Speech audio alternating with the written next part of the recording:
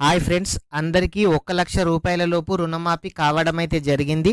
ఈ 1,00,000 లోపు రుణమాఫీ అయిన వాళ్ళు ఏం చేయాలి, 1,00,000 లోపు రుణమాఫీ కాని వాళ్ళు ఏం చేయాలి, ఈ వీడియోలో అయితే చూద్దాం. వీడియోను ఇంకా ఎవరైనా సరే లైక్ చేయకపోతే లైక్ చేయండి.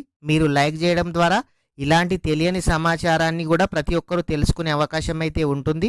అలాగే మొదటిసారిగా మన ఛానల్ విజిట్ చేసినట్లయితే మన ఛానల్ని సబ్స్క్రైబ్ చేయండి. అలాగే మీ ఫ్రెండ్స్ అండ్ ఫ్యామిలీ మెంబర్స్కి అయితే షేర్ చేయండి. మీకు ఆన్లైన్కు కానీ యూట్యూబ్కు కానీ ఎటువంటి సందేహాలు ఉన్నా డిస్క్రిప్షన్లో వాట్సాప్ మరియు టెలిగ్రామ్ గ్రూప్ ఉన్నాయి. అందులో అయితే జాయిన్ అయితే అవ్వండి. జాయిన్ అయ్యి అక్కడ నుంచి మీరు డైరెక్ట్గా నాతో చాట్ అయితే చేయొచ్చు. ప్రతి ఒక్కరికి కూడా నేను రిప్లై అయితే ఇస్తాను. మీకు ఏ డౌట్ ఉన్నా కామెంట్ అయితే చేయండి. అయితే ఈ తెలంగాణ రాష్ట్రంలో 1,00,000 వరకు రుణమాఫీ కావడం అయితే జరిగింది. ఈ రెండో లిస్టు కూడా ఈ నెల 31 నాడు విడుదల చేస్తామని ప్రభుత్వం చెప్పడం కూడా జరిగింది. అయితే రుణమాఫీ కాని వాళ్ళు ఏం చేయాలి, అయిన వాళ్ళు ఏం చేయాలి, ఈ వీడియోలో అయితే చూద్దాము. రుణమాఫీ అయిన వాళ్ళు బ్యాంకుకి అయితే వెళ్ళాలి. బ్యాంకుకు వెళ్ళిన తర్వాత మీ 1B పట్టా passbook, Aadhaar card, bank account ఒక ఫోటో తీసుకొని వెళ్ళి మీకు షూరిటీ ఉండే వాళ్ళ ఆధార్ కార్డ్ ఇచ్చి మీ లోన్ అకౌంట్లో ఉన్న అమౌంట్ను సేవింగ్ అకౌంట్లోకి మార్చుకొని మీరైతే ఈ అమౌంట్ను యూజ్ చేసుకోవచ్చు. చాలామంది అకౌంట్లో డబ్బులు పడ్డాయని మెసేజ్ వచ్చింది కానీ చెక్ చేస్తే చూపించట్లేదు అనుకుంటున్నారు. ఖచ్చితంగా మీరు బ్యాంకుకు వెళ్ళినట్లయితేనే ఈ అమౌంట్ సేవింగ్ అకౌంట్లోకి అయితే రావడం అయితే జరుగుతుంది. అయితే రుణమాఫీ కాని వాళ్ళు ఎందుకు కాలేదనంటే 2018 నుంచి 2023 మధ్యలో లోన్ తీసుకున్న వాళ్ళకు మాత్రమే మాఫీ చేస్తామని ప్రభుత్వం అయితే చెప్పడం అయితే జరిగింది. 2018 కన్నా ముందు కానీ లేదంటే 2024లో తీసుకున్న వాళ్ళకైతే మాఫీ అయితే కాలేదు. ఇంకొకటి గోల్డ్ లోన్ తీసుకున్న వాళ్ళకు కూడా ప్రభుత్వం రుణమాఫీ చేస్తామని చెప్పారు. కానీ ప్రస్తుతానికైతే గోల్డ్ లోన్ పైన ఇప్పటి వరకు అయితే ఎవరికి కూడా ఈ రుణమాఫీ అయితే కాలేదు.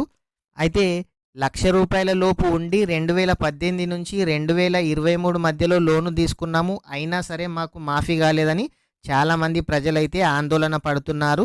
ఎందుకంటే వారి పట్టా పాస్బుక్, వారి ఆధార్ కార్డు డీటెయిల్స్ సరిగ్గా లేకపోవడం వల్ల చాలామందికి కూడా ఈ రుణమాఫీ అయితే కాలేదు. పట్టా పాస్బుక్లో ఒక పేరు, ఆధార్ కార్డులో ఒక పేరు, అంటే పేరు మిస్టేక్ ఉండడం వల్ల కూడా చాలామందికి అయితే ఈ రుణమాఫీ కాలేదు.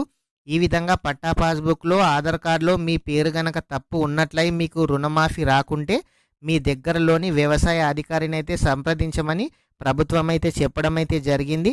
1,00,000 లోపు రుణమాఫీ కాని వాళ్ళు మీ పాస్బుక్లో కానీ ఆధార్ కార్డులో పేరు తప్పుగా పడిన వాళ్ళు కానీ లేదంటే మీరు 2018 నుంచి 2023 మధ్యలో లోన్ తీసుకొని మాఫీ కాని వాళ్ళు కూడా మీ దగ్గరలోని వ్యవసాయ అధికారిని అయితే సంప్రదించండి.